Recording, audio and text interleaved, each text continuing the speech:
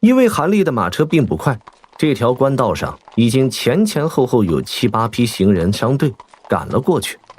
韩立不动声色地自行其事，现在正感受着丹田处的一丝丝药力往体内经脉处徐徐散去的清凉感觉，正觉得心静如水时，忽然眉头一皱，接着车上的大道上骤然响起一阵阵狂风暴雨般的马蹄声。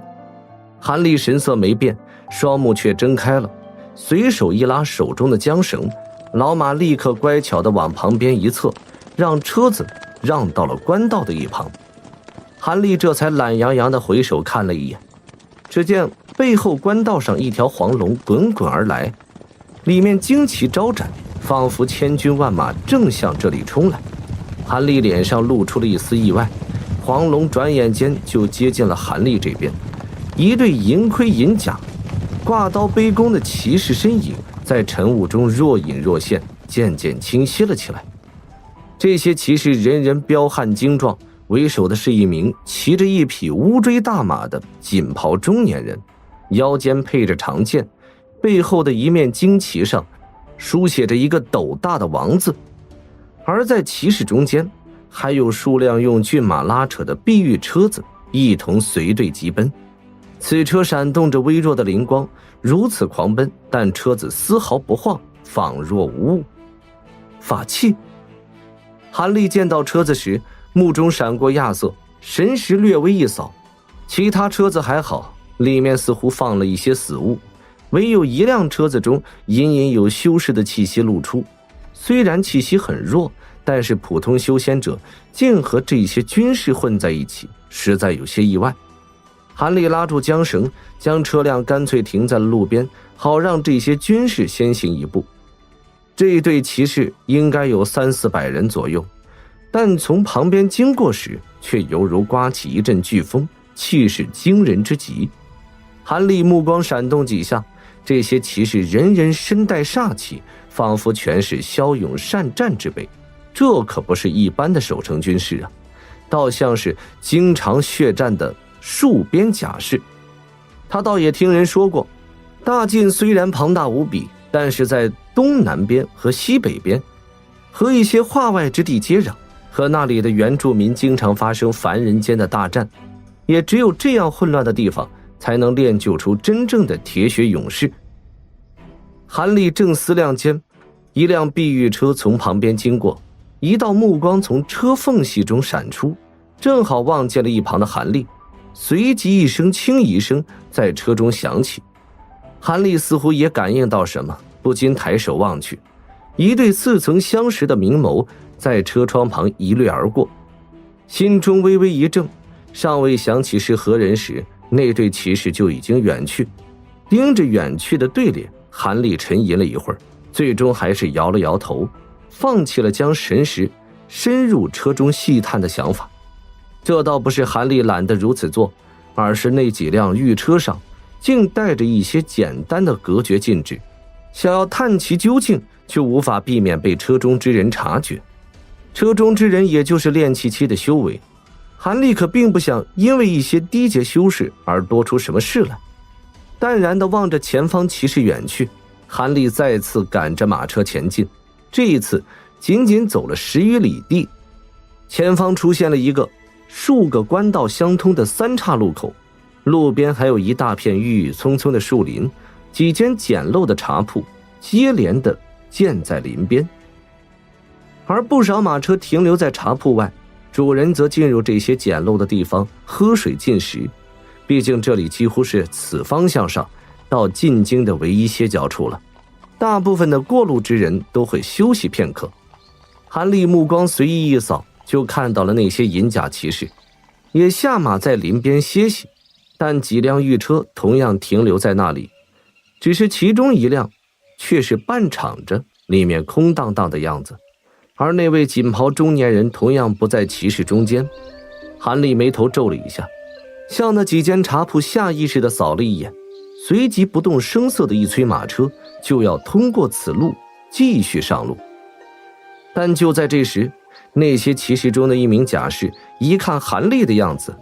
突然大步走了过来，一把拦住了去路。韩立不禁一怔，这位公子可是姓韩？不错，在下是姓韩，阁下有事吗？既然真是韩公子，那小人就没有找错人。我家小姐有请公子去茶铺一叙。你家小姐？好吧，那我就过去一趟。韩立神色一动，想起刚才在车中见到的那一对明眸，略沉吟了一下，终于点了点头。他随即跳下了马车。公子请，我家小姐已经包下了那边的那间小茶铺，公子随我来就是了。这位甲士沉声说道，并向林边一招手，顿时另外2名甲士过来帮韩立牵过了马车。韩立随着此人往其中一家茶铺走去，片刻后，韩立出现在了茶铺中的2女1男面前。男的自然是那名40余岁锦袍中年人，长髯细眼，一副不怒自威的样子。其余2名女子正当妙龄，而且都是修仙者，但一名是炼气期7层，一名是炼气期5层的样子。韩兄，数年不见，没想到竟能在此相遇。当年对小妹有指点之恩，梦荣可是没齿难忘的。男的稳坐不动，另外2女则一见韩立走了进来，全都起身相迎。其中那名修为低些的女子更是微咬杏唇，秀丽的面容上隐隐现出一丝欣喜。原来是曹姑娘，这还真是巧极了。当年不辞而别，还望曹道友不要见怪。韩立一怔之后，也是微笑回道：此女竟是他数年前初到大晋遇见的那位县尉之女曹梦荣。当年韩兄想必有要事在身，梦荣怎会有怪罪之意？哦，对了，我来介绍一下，这位是王师姐，当年在宗门时对我多加关照和情同姐妹的。这位是王师姐的师父，一向驻扎在大晋的南疆，是赫赫有名的驻南大将军，这次奉命还朝见驾的。曹梦荣这时开始为韩立介绍起中年男子和另一位面似桃花的妙龄女子。驻南将军，原来大人是大晋赫赫有名的8将军之一，韩某真是失敬了。听到那名艳丽女子是曹梦荣的师姐，韩立只是客气的点头示意一下，但听说一旁气势不凡的男子身份，脸上却不禁有一丝动容。虽然他对大晋朝廷了解的很少，但大晋现在最出名的一些高官，他还是知道一二。8大将军，这几乎代表了大晋朝廷所能掌控的一大半军事力量，每一人都统领100万虎狼之师，镇守一些边陲重城。不过韩立知道这8将军之名，可不是关心凡人世界，而是据说这8大将军中，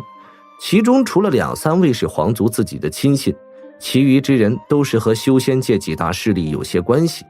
甚至其中几人根本就是这些势力亲手扶持起来的，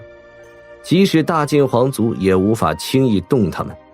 而这位驻南将军既然不是皇族之幸，想必也是某一势力有关。哈哈哈哈！听梦荣说先生也是修仙之人，在下一介凡人怎敢在先生面前托大呀？中年人笑了起来，冲韩立拱了拱手。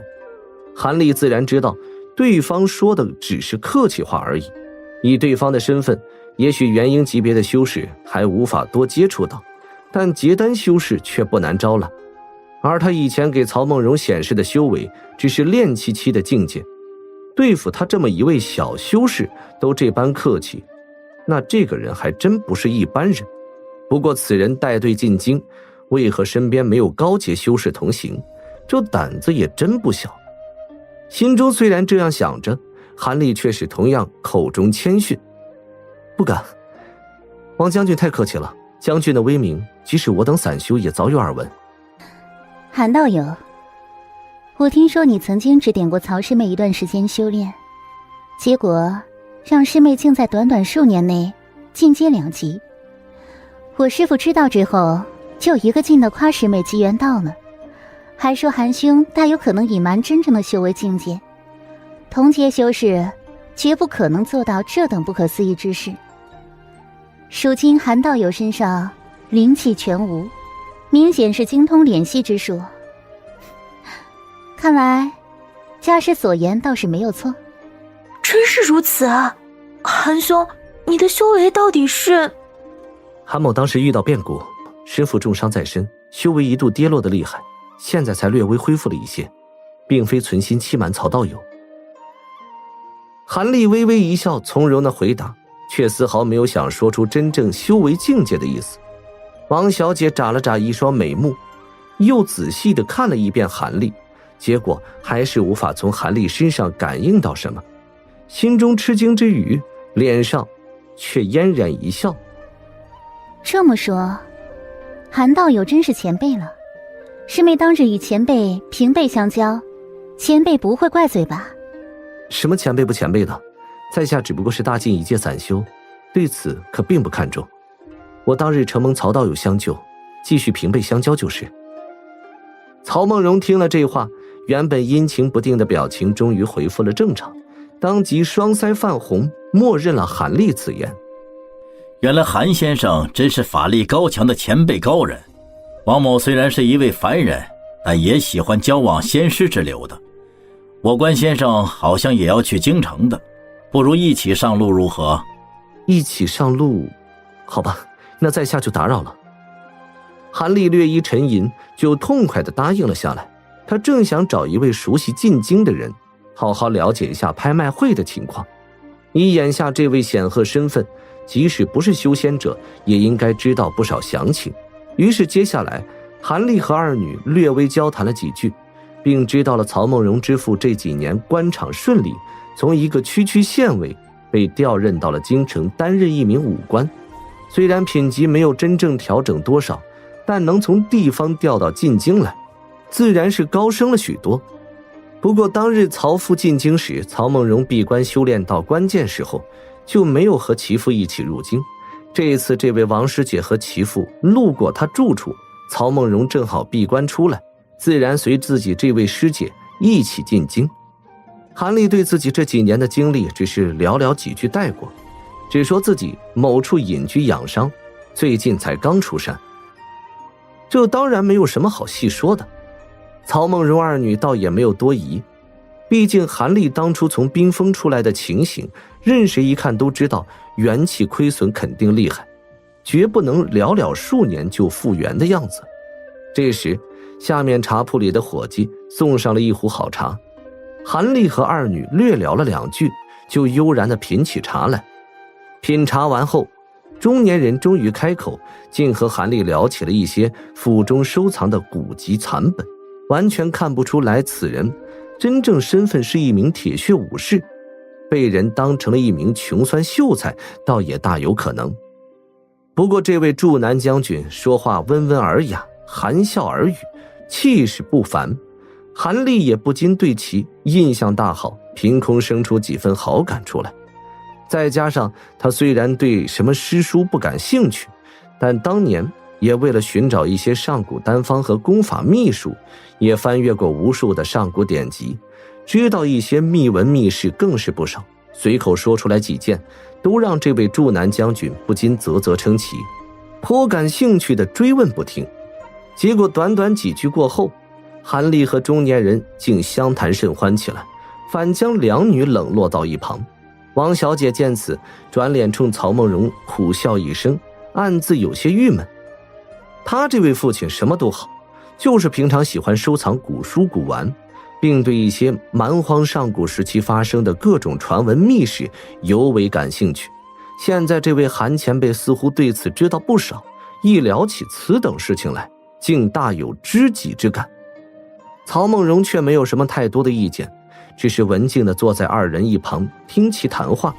目光偶尔在韩立脸上扫过，又飞快地收回，竟有些躲闪之意。